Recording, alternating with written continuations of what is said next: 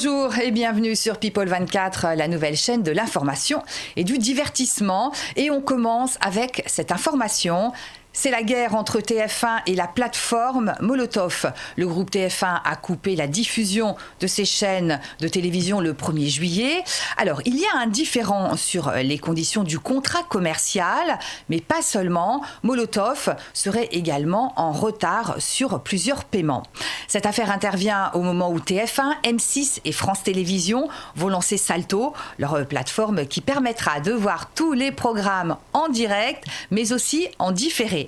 Alors après M6, c'est donc TF1 qui coupe ses chaînes sur la plateforme. Je vous rappelle, elle permet de regarder la télévision via une application. C'est un problème qui tombe très mal pour Molotov qui cherche 40 millions d'euros.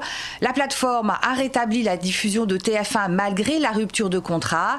TF1 a donc assigné Molotov en contrefaçon et lui demande 8 millions d'euros d'indemnité. De son côté, Molotov a aussi assigné TF1 devant la justice pour demander le maintien du contrat commercial. À suivre donc. Family Business revient sur Netflix. La chaîne a confirmé qu'elle reconduit la série française pour une deuxième saison. Je vous rappelle que Family Business a été lancée le 27 juin dernier.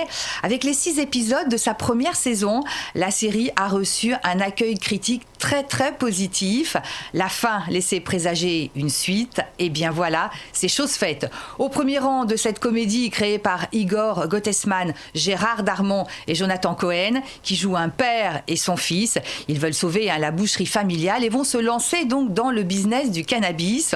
On retrouvera notamment à leur côté Julia Piaton, vue dans Qu'est-ce qu'on a encore fait au bon Dieu, et Liliane Rover, que l'on a pu voir dans 10%. Alors Family Business est la 5e série française de Netflix, après Marseille, Osmosis, Plan Cœur et Huge en France. BFM TV a précisé sa grille de rentrée. Elle a été faite par Marc-Olivier Fogiel, le nouveau directeur de la chaîne, et par Hervé Bérou, auquel il succède. Alors, pas de changement pour Adeline François et Christophe Delay à la matinale. Le 9-12 est remanié, c'est Thomas Misrahi qui le présentera. Nathalie Lévy quitte le 21h-22h. Elle co-présentera la tranche 12-15h avec Damien Gourlet. À 18h, BFM Story avec Olivier Truchot ne change pas. Routel Krief, elle, conserve sa place à 19h. Et Alain Marchal officiera toujours à 20h. Enfin, Bruce Toussaint conserve son rendez-vous de 22h à minuit, qui s'appellera désormais le Tonight Bruce Info. Enfin, Apolline de Malherbe garde son émission politique. Ça commence aujourd'hui. L'émission présentée par Faustine Bollard en début d'après-midi sur France 2 sera également présente le matin.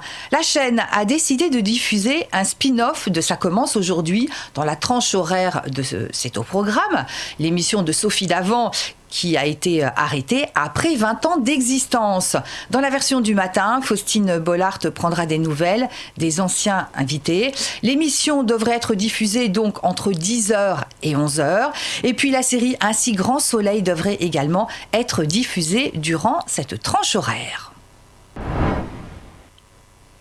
Allez, on termine avec ces quelques brèves. Mathieu Noël reprend la tranche 16h-18h sur Europe 1. C'est un véritable challenge pour le journaliste qui sera face à Laurent Ruquier et ses grosses têtes. Mathieu Noël recevra chaque jour un invité. Il sera accompagné d'une partie de l'équipe de Debout les copains, la pré-matinale qu'il animait sur Europe 1. Karine Le Marchand jouera son propre rôle dans la 3e saison de la série de Canal+, Baron Noir. La présentatrice de L'amour est dans le pré recevra dans son émission Ambition intime Anna Mouglalis, qui incarne la présidente Amélie Dorandeux. La 3e saison de Baron Noir comprendra 8 épisodes avec au casting bien sûr Cadmerade et puis François Morel et Pascal Elbé pour ne citer que.